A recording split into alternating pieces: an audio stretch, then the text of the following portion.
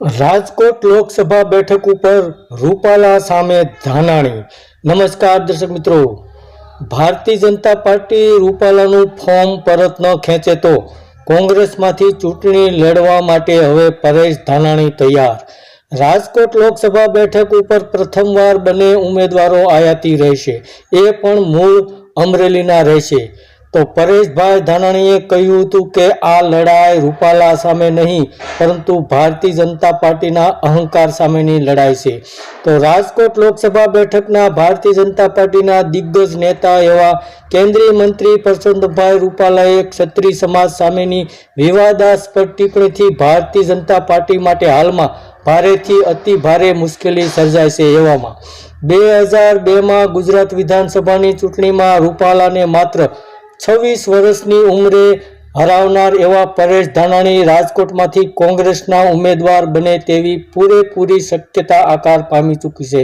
ખરેખર એવું બનશે તો રાજકોટની લોકસભાની બેઠક ઉપર ભારતીય જનતા પાર્ટી અને કોંગ્રેસ બંને ઉમેદવારો અમરેલીના હશે અને બંને વચ્ચે કાંટાની ટક્કર જોવા મળશે।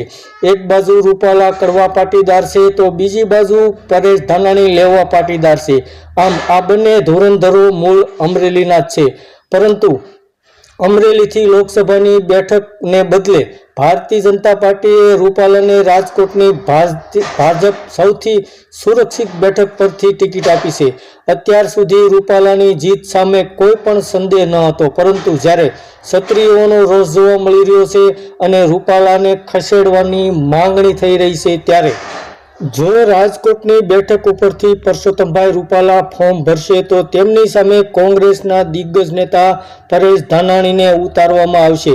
તો રાજકોટની લોકસભાની બેઠક ઉપર આવનારી લોકસભાની ચૂંટણી 2024માં ભારતીય જનતા પાર્ટી અને કોંગ્રેસ વચ્ચે મહાસંગ્રામ થવા જઈ રહ્યો છે। ધન્યવાદ દર્શક મિત્રો।